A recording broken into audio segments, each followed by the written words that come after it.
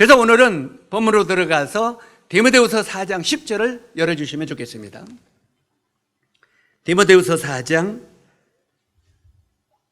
10절.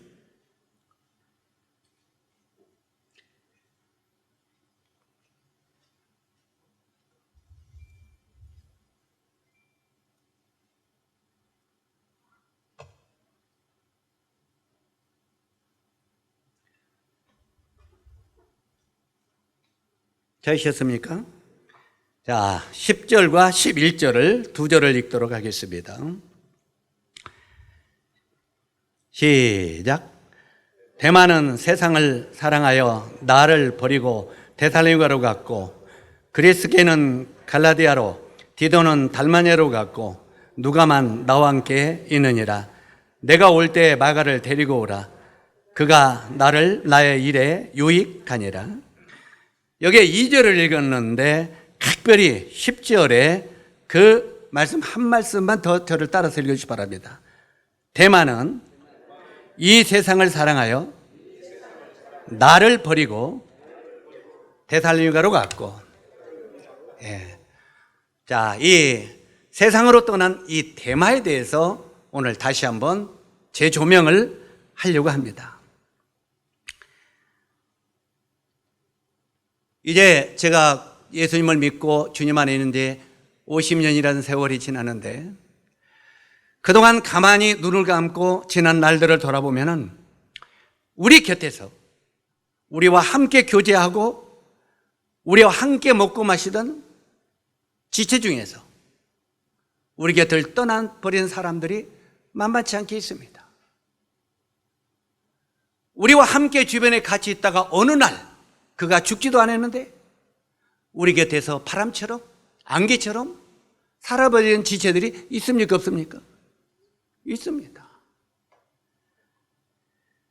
실제로 그 많은 지체들이 바람처럼 안개처럼 떠나간 많은 얼굴들을 이렇게 생각을 해보면은, 우리와 함께 있던 지체들도 언젠가는 우리 곁을 떠나는 지체들이 있구나, 이걸 생각하게 됩니다. 여러분은 그렇게 말하지 모릅니다. 구원받았다고 하는 성도가 어떻게 떠날 수가 있어요? 이렇게 말할 수 있습니다. 여기 나오는 데마는 구원받았겠어요? 안 받았겠어요? 구원만 받은 게 아니라 이는 하나님의 일꾼입니다. 그죠? 실제로 이 데마는 하나님의 일꾼이에요. 그런데도 사도 바울은 이 데마에 대해서 이렇게 말합니다. 데마는 뭘 사랑했다고요? 세상을 사랑했다. 데마는 세상을 사랑하여 나를 버리고 데살로니가로 갔고, 이렇게 말을 합니다. 이 본문의 내용은 굉장히 짧은 구절입니다. 짤막한 한 절의 구절입니다. 이 짤막한 구절인데 이 내용은 신앙의 성공 사례가 아닙니다. 우리가 신앙의 성공 사례를 많이 이야기하면 더 좋겠죠. 그런데 여기에 이 데마의 이야기는 신앙의 성공 사례가 아닌 실패 사례입니다. 실패. 그런데 왜 실패의 교훈을 우리가 돌아보아야 되냐, 그 말입니다. 성공의 사례만 이야기해도 끝이 없는데 왜 실패의 사례를 돌아봐야 되느냐, 그 말입니다. 이것은요, 자, 뭘 느낍니까? 뭐라고 써 있어요? 사고가 잦은 것. 우리가 바닷가에 이렇게 꾸불꾸불한 길이나 이런 데 보면 사고가 많은 곳, 또 바닷가에 어떤 데 그 언덕을 보면 사고가 많은 곳, 이렇게 써 있어요, 안 써 있어요? 왜 그 표말이 써 있습니까? 그곳에서 사고가 많이 난다는 거예요. 우리 넷카차가 고속도로 가다 보면 유난히 많이 서 있는 곳이 있어요, 없어요? 있어요. 넷카차가 유난히 많이 서 있는 곳은 여러분은 조심해야 돼요. 왜요? 이곳에서 사고를 많이 나. 왜? 그 사람들도 데이터를 뽑아보니까 이곳에서 사고가 많이 나는 것이 나와요, 안 나와요? 그러니까 여기서 사고가 나면 왱왱왱왱 빨리 가려고 그 부근에서 지켜 있는 거야. 그죠? 그래서 넷가차들이 많이 모여있는 곳은 우리들도 속도를 줄이고 조심해야 된다는 거예요. 실제로 이렇게 사고가 많은 곳이라고 표말이 써 있는 곳은 그곳에서 사고가 많이 난다는 뜻입니다. 이것은 오늘날도 왜 여기에 나오는 대만은 이 세상을 사랑하여 나를 버리고 태산으로 갔고, 이 짤막한 내용을 우리가 되새겨야 되냐면 오늘날도 제2, 제3의 대마가 우리 삶 속에 도사리고 있다는 것입니다. 우리가 이렇게 함께 주님 안에서 섬기고 있지만 어느 날 갑자기 여러분들은 대마처럼 우리 곁을 떠나버리는 사람이 있을 수 있다는 것입니다. 그래서 이런 사고들이 계속 제3, 제2, 제3이 일어나기 때문에 이것을 기억하라고 사도 바울은 이 짤막한 이 말씀을 여기다 기록하고 있다는 것입니다. 사도 바울은요, 주님으로부터 굉장히 쓰임을 받은 사도입니다. 특히 이방인의 사도죠. 사도 바울은 굉장히 주님으로부터 강하게 쓰임을 받은 인물입니다. 사도 바울이 머무는 곳에는 복음이 전파되고 교회가 세워졌습니다. 사도 바울이 움직이는 곳마다 복음이 전파됐어요. 그리고 사도 바울이 머무는 곳마다 교회가 생겨났어요. 그렇기 때문에 그 당시 이 하나님께서 사도 바울을 얼마나 강하게 사용하셨느냐는 것입니다. 오늘날도 우리가 움직이는 곳마다 복음이 전파되고 움직이는 곳마다 머무는 곳마다 교회가 세워진다면 하나님은 그 성도를 강하게 사용하고 계시다는 것을 나타낸다는 말입니다. 바로 이 사도 바울이 그렇게 쓰임을 받은 인물인데 사도 바울이 어느 날 착고에 채워졌습니다. 로마 군병들에게 잡혀서 착고에 채워져서, 착고가 뭔 줄 아십니까? 쇠고랑이입니다. 발에도 쇠고랑을 차고 손에도 쇠고랑을 차고 질질 끌렸어요. 실제로 이런 착고, 쇠고랑을 차고 로마로 끌려옵니다. 사도 바울이 착고에 채워져서 로마로 끌려오던 그날은 우리가 사도 바울을 볼 때는 비극이죠. 저렇게 주와 복음을 하여 하나님의 말씀을 증거하고 교회를 세우는 놀라운 사도인데 어떻게 하나님이 그를 죄인의 몸으로 착고에 채워서 로마에 끌려오게 할까? 우리가 볼 때는 이해가 안 가지 않아요. 이 말은 환경을 보면 이해가 안 가는 것들이 많다는 말입니다. 왜 주와 복음을 위하여 주를 위하여 평생을 살았는데 그가 질병이 들고 죽을 병이 들어서 어려움을 당하느냐 이 말이에요. 우리가 보면 이해가 안 가져요. 왜 하나님을 믿고 구원받은 사람들이 사업이 잘 안 돼? 주변 사람들이 그래 안 그래? 구원받은 사람들이 왜 사업이 안 돼? 구원받은 사람들이 왜 교통사고가 나? 우리는 여러 가지 사람들에게 비판을 많이 받습니다. 사도 바울도 이런 놀라운 부인인데도 그가 착고에 취해서 로마의 죄수로 끌려옵니다. 그때 많은 사람들은 사도 바울을 비방할 거 아닙니까? 하나님의 함께 하신 다음에 왜 이래? 이렇게 말했을 거 아닙니까? 그런데 실제로 사도 바울이 착고에 대해서 로마로 끌려오는 그날이 로마에는 복음의 새날이 펼쳐지는 날입니다. 아멘.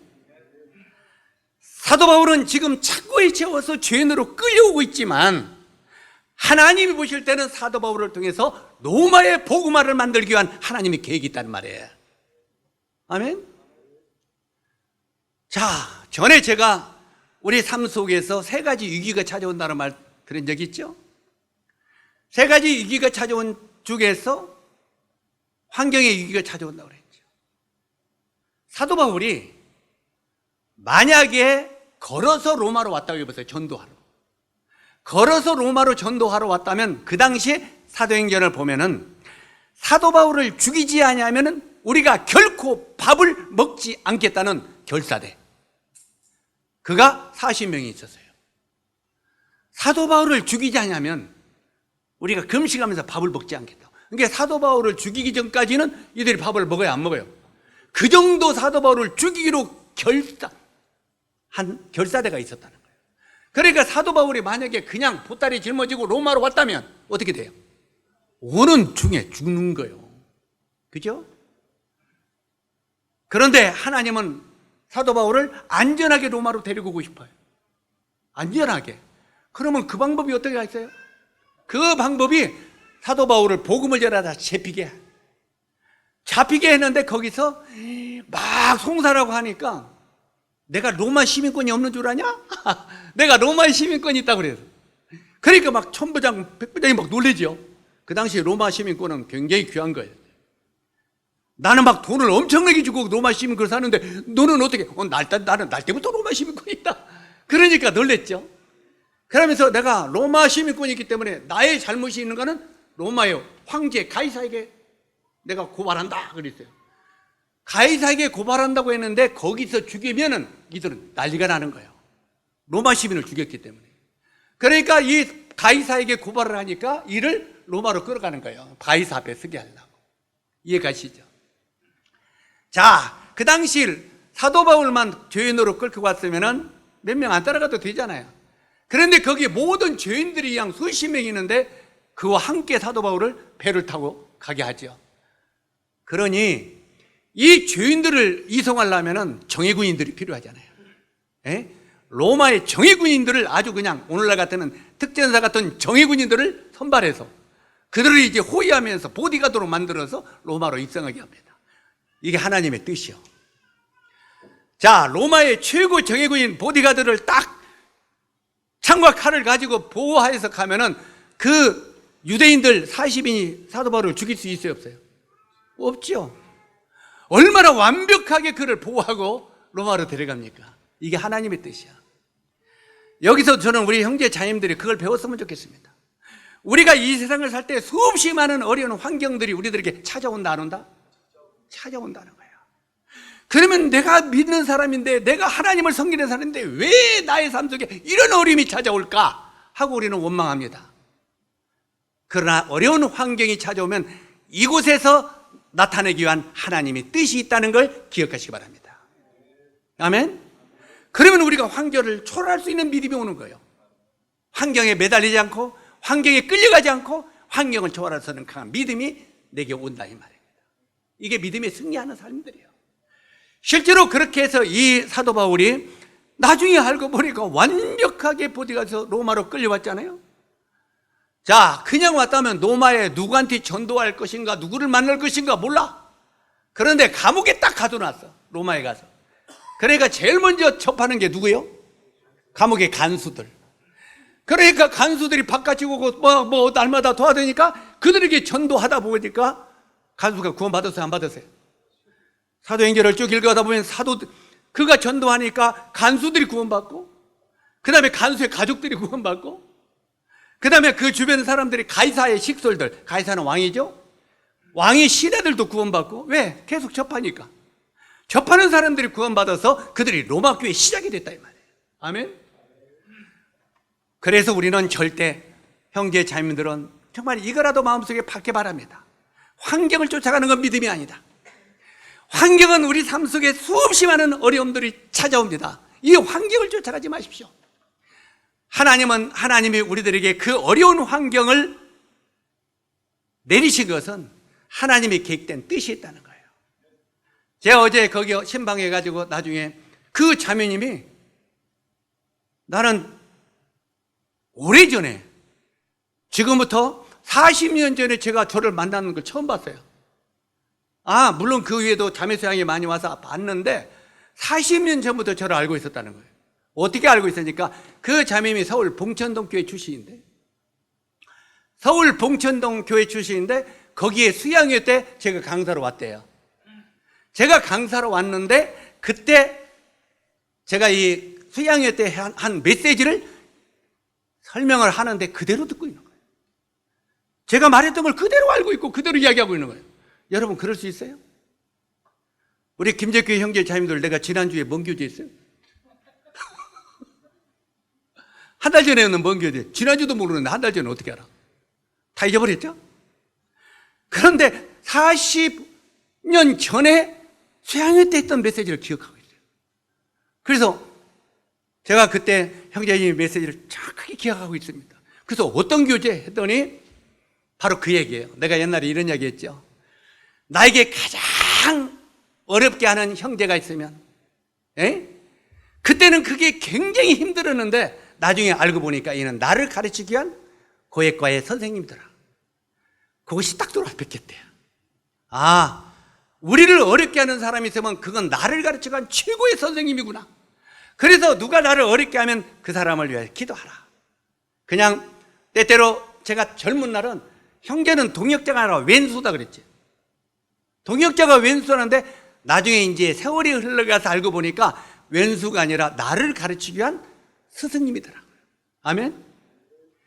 그러니까 하나님은 그 어려운 지체를 통해서 누구를 가르치려고?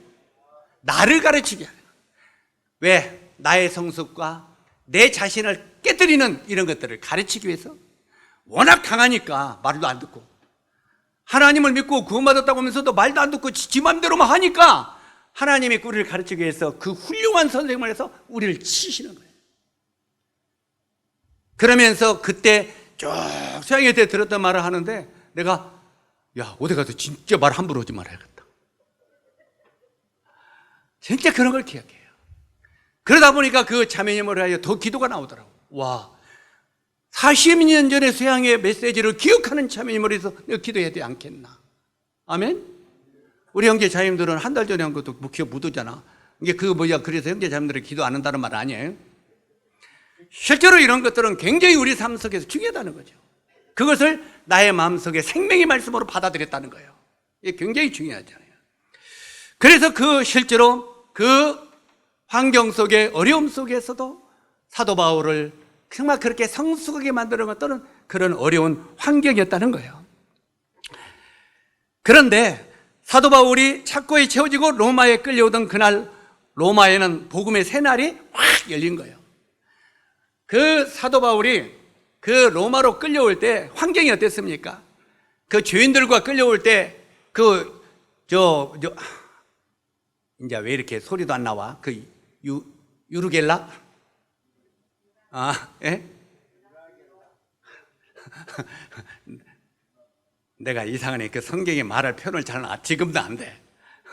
자, 그 태풍이 불고 폭풍이 부를 때 배가 깨져가지고 들어갔잖아요. 하고 뱀에게 물리고 막 그런 일 있잖아요. 그런 어려운 환경도 결국은 하나님이 누구의 영광을 나타내려고? 하나님의 영광을 사도 바울을 통해서 나타내려고. 그죠? 실제로 그래서 우리들에게 이런 폭풍우가 오고 어려운 환경이 와도 사도 바울은 그것을 하나님의 나를 통해서 뜻을 이루려고 알고 있었어요. 믿고 있었고. 이게 믿음이라는 거예요. 이게 신앙이라는 거예요. 그래서 실제로 이렇게 사도 바울이 하나님으로부터 강렬하게 쓰임을 받은 그런 일꾼인데, 그 당시 사도 바울의 동역자들이 누구였습니까? 사도 바울의 동역자들, 나의 동역자 마가가 있었고, 그 다음에 나의 동역자 아리스타고가 있었고, 나의 동역자 데마가 있고, 나의 동역자 누가가 무난하느니라. 이게 동역자들이다 이렇게 말했어요. 사도 바울의 훌륭한 같이 주와 복음을 하여 일하는 동역자들입니다. 그런데 누가는 의사죠. 의사이면서도 이 누가는 얼마나 사도 바울의 그 행적과 움직이는 것과 하나님의 역사를 철저하게 기록하고 생각하는지, 결국은 누가는 뭘 기록했습니까? 사도행전을 기록하고 누가복음을 기록했잖아요. 누가가 사도행전을 기록하고 누가복음을 기록하면서 데오빌로가 가요. 내가 이제까지 하나님의 역사와 이루어지는 모든 사실을 보고 느낀 대로 철저하게 빠짐없이 기록하노니, 이게 사도행전이잖아요. 그러니까 이 의사였던 누가는 얼마나 그 사도 바울의 역사를, 하나님의 역사를 철저하게 같이 동역하면서 보았던 일꾼이었냐는 말이에요. 바로 이런 동역자들이 있어요. 그런데 그 중에 여기 보니까 데마가 있었다는, 데마. 자, 그 다음에 골로새 4장 14절에 보니까 뭐라고 기록되어 있습니까? 사랑받는 의원 누가와 또 데마가 너에게 문안하느니라. 바로 이 누가와 데마는 사도 바울의 오른팔과 왼팔의 동역자입니다. 맞습니까?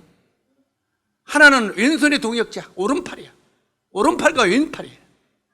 그러니까 이 사도 바울의 오른팔과 왼팔은 누가와 데마가 있었다. 그만큼 데마가 사도 바울에게는 없어서는 안 될 귀중한 동역자였다는 거예요. 그런 동역자인 데마가 어떻게 됐어요? 데마는 세상을 사랑하여 나를 버리고 데살로니가로 갔고. 얼마나 힘 빠지는 소리입니까? 그렇지 않아요? 이 배경들을 천천히 생각하면서 이 성경을 묵상해 보세요. 얼마나 사도 바울에게 낭망이 왔고 좌절이 왔고 힘이 빠졌겠습니까? 지금 사도 바울은 어디에 있습니까? 로마의 감옥살이 하고 있어요. 맞습니까? 로마의 감옥살이 하고 있어요. 그리고 지금 죽을 날을 기다리고 있는 거예요. 복음도 위해서 살다가 죽음을 기다리는 마지막 처지예요. 이 디모데후서는 사도 바울의 마지막 유언장이죠. 디모데는 사도 바울의 마지막 죽음을 눈앞에 둔 마지막 유언장입니다. 그런데 이 감옥에서 지금 죽음을 기다리는 사도 바울에게 데마는 없어서는 안 될 동역자죠. 그래 안 그래요? 우리가 이 성경을 읽다 보면 감옥에 갇혔을 때 사도 바울이 복음을 전하다 다른 데 감옥에 갇혔을 때 그를 훌륭하게 도와주는 동역자가 또 하나 나오죠. 누굽니까? 오네시모예요. 오네시모는 빌레몬 집에서 돈을 훔쳐갖고 로마로 도망간 도둑놈이잖아요. 그렇죠? 도둑놈이요. 도둑놈인데 로마에 가서 돈 잃고 신발 떨어지고 완전히 빈터터리가 됐죠. 돈이 있을 때는 많은 친구도 오더니 돈 떨어지니까 와요 안 와요? 세상적인 노래로 돈 떨어져 신발 떨어져 뭐마저 떨어진다고 그러잖아. 에? 돈 떨어지면 돈이 있을 때는 많은 친구들도 모이더니 돈이 떨어지고 아무도 없어요. 빌레몬이 오네시모가 그랬다는 거예요. 돈을 훔쳐가지고 빌레몬 집에서 가서 훔치고 쓸 때는 친구도 많더니 돈 떨어지니까 다 도망가서 빈터터리가 되니까 완전히 거지가 됐다. 그 오네시모가 감옥에 사도 바울이 갇혀 있다는 소리를 알고 찾아가서 그에게 복음을 듣습니다. 복음을 듣고 그가 구원받죠. 복음을 듣고 구원받고 구원받은 뒤에 사도 바울이 감옥에 갇힌 그 사도 바울을 해서 얼마나 동역을 잘합니까? 물도 쏟아주고 뭣도 심부름 내주고 옷도 갖다 주고 계속 심부름. 그러니까 사도 바울에게는 오네시모가 없어서는 안 된 사람. 이 감옥에 있는데 얼마나 외롭겠어요. 그가 오네시모가 그렇게 도와주니까 너무너무 좋은데 꼭 필요한 이런 동역자 오네시모였지만 그러나 그가 그 주인인 빌레몬에게 가서 용서받지 않으면 안 된다는 걸 알았기 때문에 오네시모야 너희 준 빌레몬에게 돌아가라. 아이고 가면 나 맞아 죽어요. 그래 내가 편지를 써주며 이 편지를 가지고 가서 너희 주인 빌레몬에게 전해줘라. 그 편지가 우리가 성경에 나오는 빌레몬서인 거예요. 빌레몬서는 사도 바울이 오네시모를 빌레몬에게 보내는 편지예요. 이걸 가지고 보내. 그 속에는 놀라운 의미들이 있죠. 하나님의 깊은 사랑이 있고요. 오늘 손대는 건 그 부분 아니니까. 실제로 이렇게 사도 바울은 감옥에서 죽을 날을 기다리고 있어요. 그런데 그 당시 함께 이 로마에 갔던 누구? 데마. 사도 바울의 오른팔이요 왼팔이었던 이 데마는 도저히 이 고통을, 이 힘든 일을, 이 환경을 참을 수가 없었다는 말이에요. 왜 참을 수가 없었겠어요? 그 당시 이 로마에 이 많은 그리스도인의 일꾼들이 이렇게 맞아 죽었어요. 여기저기서 핍박을 받고 맞아 죽었다고 말이에요. 이렇게 핍박을 받고 맞아 죽으니까 그걸 보면서 이 데마가 마음이 흔들렸다 이 말이에요. 우리가 데마를 달리 생각하지 마세요. 워낙 그 강한 핍박이 오고 그냥 막 제자들이 여기서 순교를 당하고 죽고 하니까 이걸 감당할 수가 없는 거예요. 그런데 거기에 이 동역자인 바울까지도 감옥에 갇혀서 죽을 날을 기다리니 이제 나의 희망은 끝났다. 주를 위해 사는 것도 끝났다 생각하고 어디로 갔다고요? 데살로니가라고 갔다고 그랬어요. 세상을 살아야 데살로니가 갔다는 말은 이 데살로니가는 타락된 세상으로 나갔다는 말은 결코 아닙니다. 데마가 이 데살로니가 가서 사도 바울이 이 데살로니가서를 보면은 어떻게 기록이 되어 있습니까? 사도 바울은요 실제로 이 데살로니가라는 그 지역은 사도 바울이 불과 거기서 몇 개월 안 머물렀어요. 몇 개월 안 머물렀는데도 거기서 복음을 전하고 교회를 세우니까 이 데살로니가 교회가 굉장히 믿음에 굳게 서가지고 든든하게 생기는 교회가 되어버렸어요. 다시 말해서 빠른 시간 내에 부흥되었던 교회가 됐다는 거예요. 그런데 빠른 시간에 부흥만 된 게 아니라 이들은 뭘 기다리고 있었어요? 하늘나라의 놀라운 소망을 기다리고 있었단 말이에요. 아마 저희 모임의 초창기 때고 비슷했던 것 같아요. 제가 20대 때 구원을 받으니까 그때는 주님이 곧 오신대요. 그래서 세상과 같이 말래요. 자기 집도 같이 말래. 그리고 교회도 지지 말래. 왜? 주님 나라 곧 가야 되니까. 그런데 그때 우리가 구원받고 할렐루야 아멘 그랬어요. 그리고 그때 교회도 안 짓고 그냥 막 세포장 사고 이게 살았어. 집도 안 가고 막 돈이 있으면 다른 데 쓰고. 근데 10년이 지나도 안 오시고 20년이 지나도 안 오시고 50년이 지나도 안 오셔.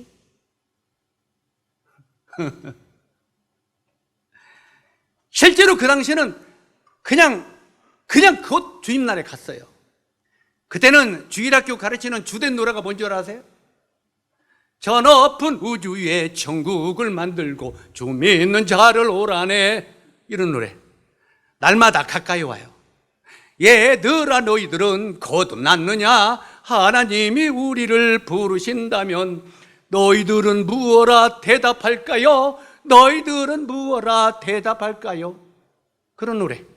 곧 주님이 오시는 영광, 그분의 나라의 노래를 많이 했어요. 그러니까 휴거에 대한 노래도 많고. 그러니까 우리 한나가 초등학교 때 조금 어릴 때 하도 그런 소리를 교회가 많이 들으니까 어느 날 자다가 말고 아빠 같이 가! 어디를 같이 가? 꿈에 보니까 엄마, 아빠, 언니는 다 휴거 드는데 저만 안 가더라는 거예요. 이게 얼마나 많이 가르쳤으면 이 속에 휴거에 대한 생각들이 많이 자리 잡아 있었겠습니까? 요즘에는 어때요? 요즘에는 너하고 나하고 놀자, 신나게 놀자, 랄랄랄랄라 요거 가르치니까 걔들이 소망이 없어. 그냥 랄랄랄라면 소망이 있어. 내가 주일학교 관사들을 뭐라고 하는 건 아닙니다. 시대의 흐름이 그렇다 이 말이에요. 정말 주님이 임박한 소망에 대해서는 몰라 이 말이에요.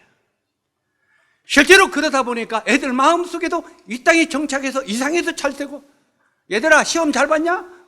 거기 들어가야 취직한다, 거기 돼야 돈 벌려본다. 전부 다 모든 소망이 땅에 있으니 애들이 소망이 하늘에 있겠습니까? 땅에 있겠습니까? 구원받은 형제 참임들 저 자녀들에게 뭐라고 가르칩니까? 야, 주님 나서 예배 드리는 건 좀 나중에 하고 우선은 시험 보고 잘 봐. 오늘 일요일 안 가도 돼. 그냥 너 시험 잘 봐. 그렇게 가르쳐 안 가르쳐요? 이게 마지막 시대에 살아는 오늘날 우리들의 삶이에요. 이러니 애들이 하늘나라에 대해서 기다려, 소망에 대해서 기다려.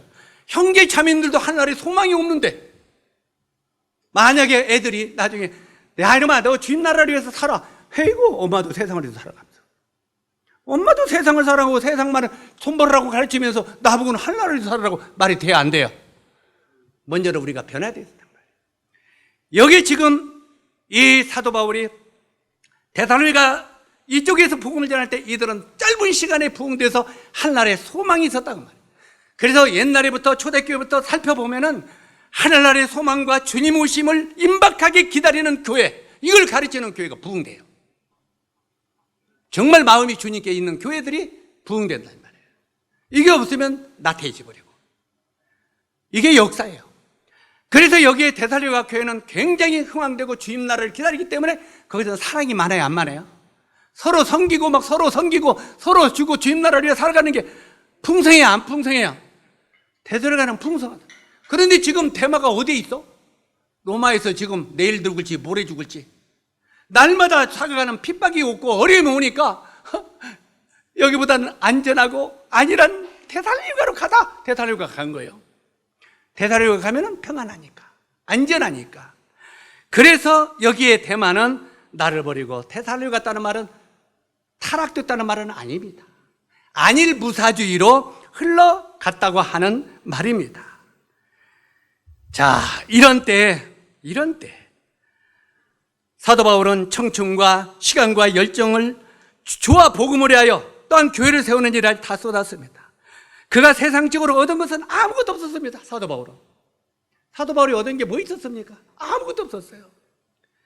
그러나 그 마지막 결과가 감옥 안에서 죽음을 기다리는 신세일 뿐이다 그 말이야. 감옥 안에서. 이 감옥에서 죽음을 기다리는 이 때에 사도 바울이 죽음을 기다리는 이때 데마가 떠나갔다 이 말이에요. 그러니까 그때 얼마나 바로 이 사도 바울이 마음이 아팠겠습니까? 그런 어려운 때 옆에서 조금이라도 힘이 되어 주시면 얼마나 좋았겠습니까? 여기에 이러한 때 데마가 떠나갔다고 하는데, 여기서 말하는 세상을 사랑했다, 세상이라는 말은 요한일서 2장 15절 16절까지 보면은 육신의 정욕, 안목의 정욕, 이생의 자랑, 이걸 세상이라고 말합니다. 다시 한번 따라서, 저를 따라서 한번 심으세요. 여기다. 육신의 정욕, 안목의 정욕, 이생의 자랑. 곧 주님을 사랑하지 못하게 하며 말씀을 순종하지 못하게 하는 것을 그 당시에는 세상이라고 말했습니다. 여기 이 세 가지, 육신의 정욕과 안목의 정욕과 이생의 자랑은 첫 번째 인간의 조상인 아담에게 임했던 시험입니다. 사단 마귀가 아담에게 이 세 가지를 제시한 거예요. 우리가 선악과를 따먹으니까 선악과 그냥 따먹었어? 열매, 그걸 얘기하는 게 아닙니다. 이 선악과에는 바로 육신의 정욕과 안목의 정욕과 이생의 자랑이 있다 이 말이에요. 이것들을 네가 선택하라 그 말이에요. 오늘날도 우리가 삶 속에 얼마나 많은 선악과를 따먹고 살아가는지를 우리는 알아야 됩니다. 자, 이제 다시 지나가서 이미 이 세상은 주님을 배척하고 주님을 십자가에 못 박았습니다. 그 당시 일꾼들도 수없이 순교를 당했어요. 이런 때 데마가 떠나갔다는 말입니다. 자, 우리가 그 다음에 보면은 구약에 룻기가 좀 나오죠. 룻기서. 우리가 그 룻기 시어머니 시아버지가 예루살렘에서 이제는 저기 모압으로 땅으로 갔잖아요. 왜? 흉년이 있어서. 베들레헴에 흉년이 왔다는 거예요. 그 베들레헴이라는 뜻은 떡집이라는 뜻입니다. 떡집이면 풍요가 있는 곳이 없는 거예요. 있는 곳이잖아요. 떡집 풍요가 있는 예루살렘에 흉년이 왔다는 거예요. 흉년이 왔으면 거기서 기다려야 되잖아요. 하나님께 기도하고. 그런데 흉년을 피해서 모압 땅으로 갔다는 거예요. 모압 땅에 가서 거기서 조금 하다 보니까 잘 먹고 잘 살았어요. 그러다 보니까 조금 있다 보니까 거기도 이제 또 다시 피폐해지기 시작했어요. 그러다 보니까 이 나오미하고 거기서 나오미가 그 모압 땅에 가서 자기 남편도 죽어버렸지. 두 아들도 죽어버렸지. 완전히 피폐해져 버렸어. 그러다 보니까 나오미가 어땠습니까? 떡집인 베들레헴 내 고향으로 돌아가자. 그랬죠? 그러면서 그 두 며느리들에게 말합니다. 오르바와 루시라는 두 며느리에게, 얘들아, 이제 나는 여기서 어려워지니까 내가 예루살렘으로 베들레헴으로 돌아가야겠다. 베들레헴을 갔는데 너희들은 여기 머물라. 그냥 이 모압에서 살아라. 그런데 거기서 두째 며느리인 룻은 어머니, 아닙니다. 어머니가 가는 곳에 나도 가고, 어머니의 하나님이 나의 하나님이고, 어머니의 백성이 나의 백성입니다. 나는 어머니와 함께 가겠습니다 하고 룻은 그 시부모를, 어머니를 붙여찼더라, 붙들었더라 그랬어요. 그런데 오르바는 가만히 생각하니까 거기 가봐야, 이방인 베들레헴에 가봐야 기쁨이 있어요, 없어요? 아이고, 예, 어머니 안녕히 가세요. 나는 그냥 여기서 고향에서 살랍니다 하고 모압으로 들어갑니다. 자, 이들에게, 이 며느리들 둘에게 그때 인생의 선택권이 주어진 거예요. 우리 형제 자매들에게도 하나님을 위하여 살아가는 선택권이 지어질 때가 많습니다. 내가 어떻게 살 것인가. 선택권이 주어질 때 바로 룻은 하나님 백성과 함께 하기를 원하는 결정을 했어요. 그런데 오르바는 그냥 우선 안일무사주의로 편한 것을 선택했어요. 그 결과 어떻게 됐습니까? 열매가. 룻은 보아스와 결혼해가지고 메시아를 태어나는 그 인류 역사의 중요한 어머니가 됐다 이 말이에요. 그 이름이 만인 앞에 우뚝 솟는 어머니가 됐단 말이에요. 메시아를 낳는 족보에. 그런데 오르바는 그 고난을 피해서 떠나갔지만 그는 망각 속에 잊혀진 여인이 됐다 이 말이에요. 오르바라는 이름은 그대 하나도 기록이 없습니다. 그러나 롯은 주님이 오실 때까지 그 이름이 기록이 되죠. 이건 굉장히 우리 인생의 삶 속에 중요한 선택입니다. 오늘날 우리가 이 말씀을 보면서 우리들도 어떤 인생을 선택할 것인가, 이런 우리의 선택권이 항상 우리에게 주어진다는 겁니다. 여러분은 오르바의 선택권을 선택하겠습니까? 룻의 선택권을 선택하겠습니까? 대부분 우리가 이 소리를 들을 때 여러분은 어떻게 말합니까? 룻이요. 그렇지 않습니까? 그러나 룻의 길은 고난의 길입니다. 룻의 길은 따돌림을 당하는 길입니다. 룻의 길은 정말 힘든 길입니다. 안일한 길이 아닙니다. 바로 데마가 세상을 사랑했다는 것처럼 이 오르바도 세상에 가야 안전이 있다고 생각하고 그 길을 선택한 것입니다. 다시 본문으로 들어가서 이제 우리들도 때때로는 내가 다니는 학교, 내가 다니는 직장, 사업 등 우리가 하는 모든 일의 동기가 무엇인지를 생각해야 됩니다. 내가 일용직을 하더라도 내가 하는 동기가 무엇인지를 알아야 됩니다. 여러분의 동기는 뭡니까? 내가 직장 다니는 동기가 무엇이고, 내가 날마다 일용직을 하는 동기가 무엇이고, 내가 일용직하는 동기가 내 빚 갚으려고 하는 게 동기입니까? 물론 그럴 수도 있죠. 내가 모든 하는 일에 사업, 학교, 어떤 일에 하는 일에 동기가 뭐냐 그 말이에요. 하나님은 이걸 물어보겠습니다. 네가 하는 일의 동기가 뭐냐 그 말이에요. 동기가. 저는 그냥 살아요. 되는 대로 살아요. 그렇게 심어질 겁니다. 실제로 여기에 하나님은 우리들에게 너는 너에게 주어진 그 동기가 무엇이냐고 질문하고 있습니다. 우리 모두에게 이런 동기를 물어보는 것입니다. 우리들도 이처럼 항상 선택의 기로가 찾아오는 건데 어느 날 갑자기 헌신과 봉사는 물론 하나님께 드리는 시간마저도 우리는 아깝게 느껴질 때가 있을 거예요. 여러분 왜 주일날 빠집니까? 주일날 하나님 앞에 정말 일주일에 성경에는 최대한 너희가 11자라도 드리라고 했잖아요. 그러면 일주일 동안 일요일은 주님의 날이다 그랬어요. 주님이 그랬어요. 이건 주의 날이다. 자, 7일 동안 그 하루는 누구 날이라고요? 주님의 날이라는 거예요. 그런데 이 주님의 날 너희들이 나에게 그 시간을 좀 드리면 안 되겠느냐? 이게 하나님의 질문이에요. 그런데 우리들은 때때로 이 주님을 선택하는 것보다는 우선 내가 이러려면 기분이 좀 안 좋을지 모르겠지만 그냥 오늘 가서 내가 콩을 안 심으면 콩을 그냥 또 그냥 며칠간 묵는데, 내가 오늘 가서 고추를 안 심으면 이 고추를 또 며칠간 묵는데, 또 여기서 나중에 열매까지 하면 손해를 볼 텐데, 오늘 그냥 내일은 비 온다고 하는데 오늘 타작을 안 하면 벼가 싹이 날 텐데. 옛날에 저도 그런 경험이 많이 있어서 지금 하는 거예요. 오늘 타작을 달고 안 하면 내일 비 오면 이것이 그냥 어려울 텐데, 이것저것 세상에 이런 것들 때문에 주님 앞에 드리는 시간마저도 아깝게 여겨지는 거예요. 여러분이 왜 주일날 안 나옵니까? 아깝게 여기기 때문에 그래요. 내가 일요일날 하는 일보다 저것이 아깝게 여기기 때문에 그 길을 선택하는 거예요. 내 말이 틀렸습니까? 여러분 마음에 물어보세요. 그렇게 대답하고 있을 거예요. 여기 지금 그렇게 말하고 있어요.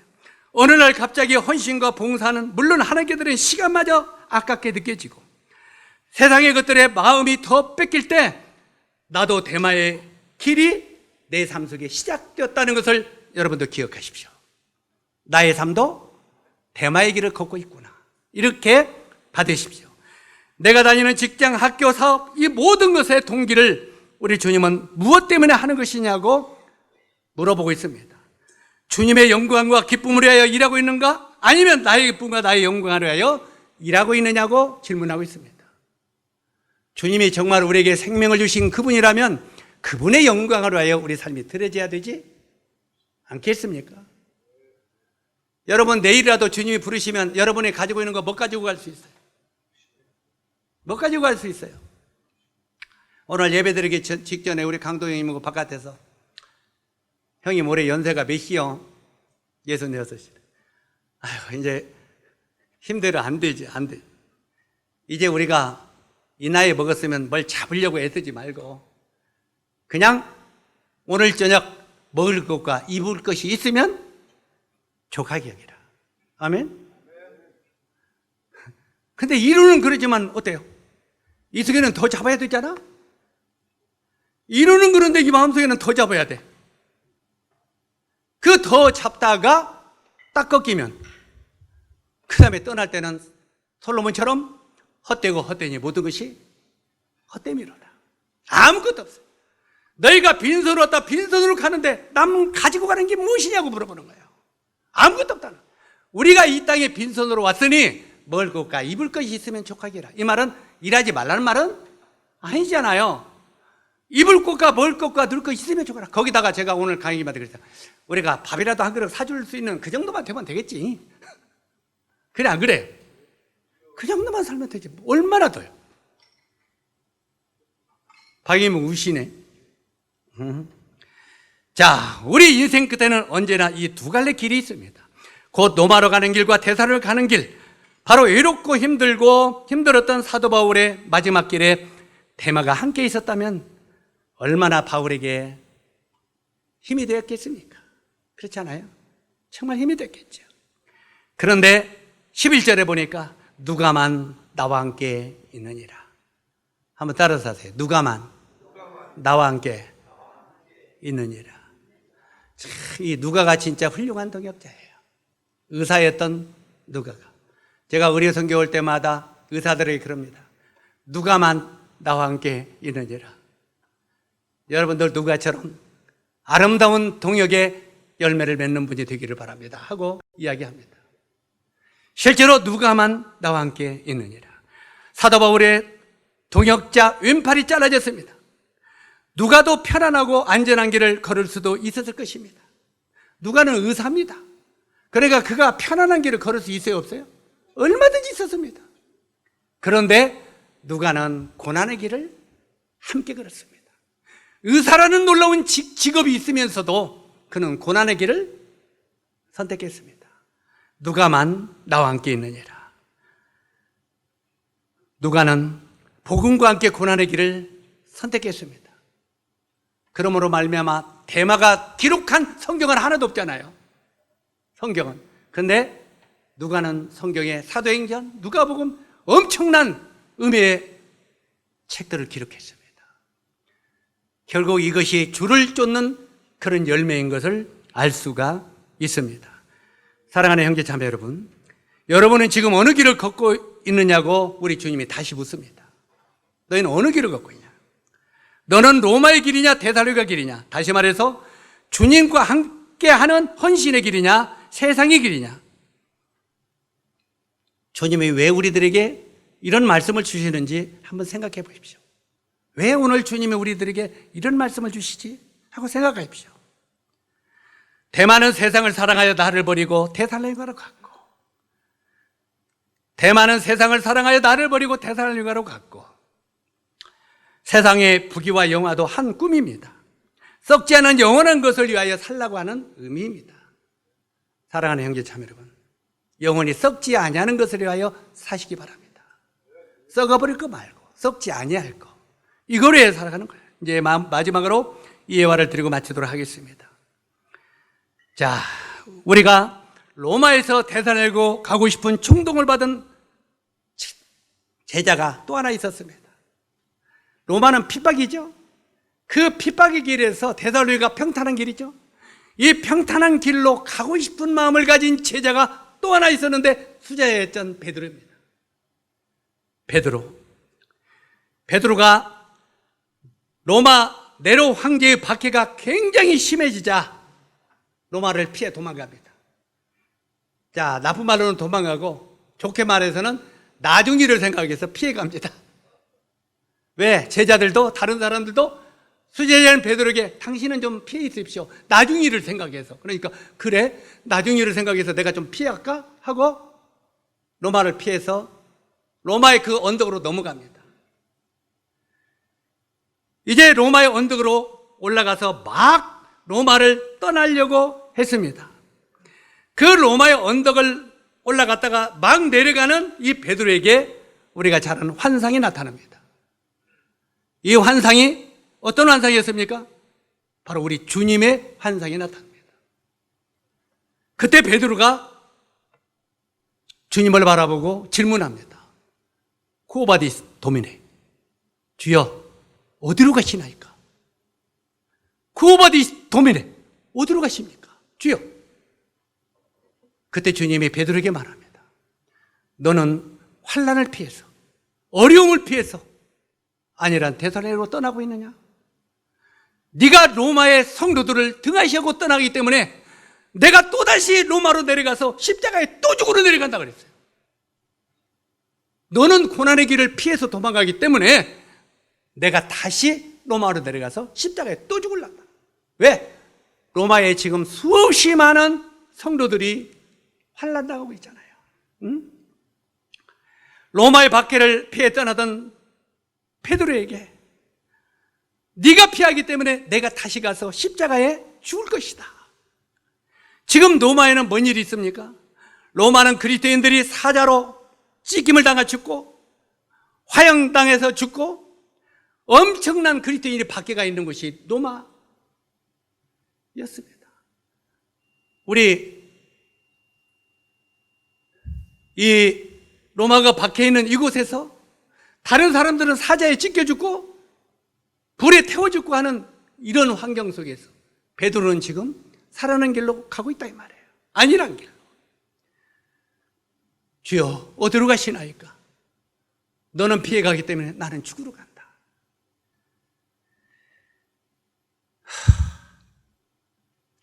내가 십자가를 다리 실어 간다고 했을 때 베드로가 그때야 깨닫고 회개를 합니다. 주여 죄송합니다. 내가 아니란 죽음의 길에서 피해서 평탄하고 아니란 그 길로 걸어가던 내 자신이 회개합니다. 그러면서 그 로마 언덕에 무릎을 꿇고 주님 앞에 회개하며 빕니다. 그리고 다시 로마로 가자.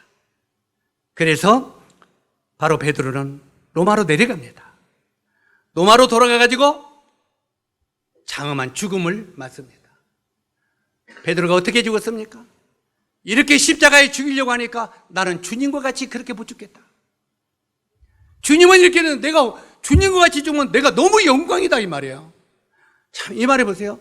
그거 주님과 같이 하면 내가 너무 고통이요. 우리 같으면 그러지 않겠어요? 저 같으면 아이고 주님 그 십자가를 어떻게 우리가 져요? 너무 힘들어서 우리는 그건 못 져요. 이럴 거예요. 그런데 베드로는 뭐라고 했습니까? 내가 주님과 같이 죽는 것은 나에게는 너무 영광이다. 나는 그렇게 주님처럼 못 죽는다. 나를 거꾸로 죽어. 그래갖고 베드로는 거꾸로 십자가에 못 달아 죽었습니다. 세상을 거꾸로 보고 죽었습니다. 주님과 같이 죽는 것도 영광이라고 생각했어요. 나는 그것을 보면서 베드로가 부활의 영광을 바라보고 있었구나. 사랑하는 형제자매 여러분, 우리의 신앙이 이제는 십자가에서 머물러 있지 말고 그냥 십자가에서 나 구원해 주신 거 여기에만 머물러 있지 말고 그냥 주님 나의 구원해 주셔서 고맙습니다. 나를 천국 가게 해주셨습니다. 주에서 해방시켜서 고맙다. 여기에 초보에 머물러지 말고 십자가의 돌을 벗어버리고 하늘의 영광의 부활의 소망으로 들어가라 이거란 말이에요. 사도 바울은 그걸 말하고 있어요. 이제 형제자매들의 부활의 영광 속에 오늘 죽어도 당당하게 죽을 수 있는 믿음을 가지게 되길 바랍니다. 바로 베드로가 그런 믿음의 소망을 가졌어요. 부활의 소망을 가졌어요. 이 부활의 소망을 참으로 믿음에 가지면 내일 죽는 거 아무것도 아닙니다. 왜? 내가 여기서 숨을 딱 거두면 주님의 영화로운 나라에 들어가는데 뭐가 걱정입니까? 그걸 정말 믿는다면 이 세상의 죽음은 아무것도 아니라고 성경은 말합니다. 아멘?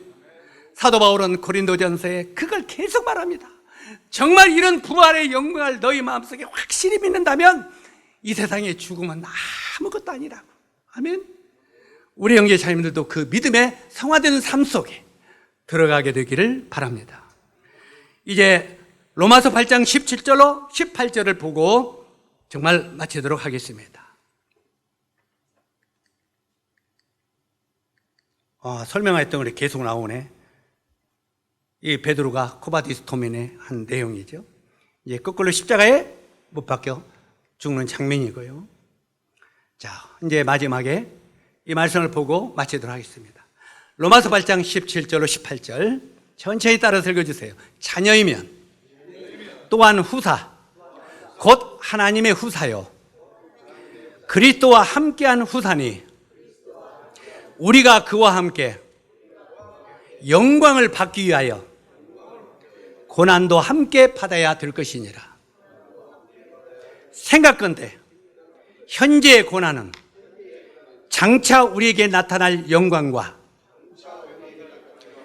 좋게 비교할 수 없도다. 아멘. 박재시형님 암기하세요. 그리고 다음에는 이거 암기 꼭 하세요. 성도들도 다 암기하게. 생각건대 현재의 고난은 장차 우리에게 나타날 영광과 좋게 비교할 수 없도다. 이 말씀을 형제자매들이 마음속에 깊이 새기고 믿게 되시기를 바랍니다. 그리고 승리의 생활을 하시기 바랍니다. 대마처럼 세상으로 가지 말고, 정말 세상으로 가지 말고 승리의 삶을 살기를 주님의 이름으로 기원합니다. 기도하겠습니다.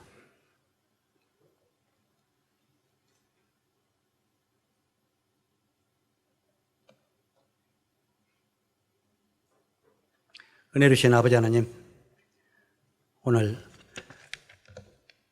참 세상으로 떠난 이 대마를 살펴보면서 우리 자신들도 얼마나 많이 이 길을 걷고 있는 자인가를 고백을 드립니다. 정말 우리가 선택의 기로가 우리 삶 속에 있을 때마다 우리가 결국은 이 대마의 길로 우리의 길을 돌이키는 우리 연약한 신앙을 주님 기억하시고 우리의 믿음을 강하게 하셔서 이제 핍박이 있지만 영광의 길, 바로 로마로 가는 길을 우리가 선택할 수 있도록 도와주시기를 원합니다. 주님이 우리들에게 하신 이 말씀들이 우리 사랑하는 형제 자매들의 마음속에 깊이 새겨지도록 도와주시옵소서. 예수님의 귀하신 이름으로 아버지 하나님께 기도드립나이다. 아멘.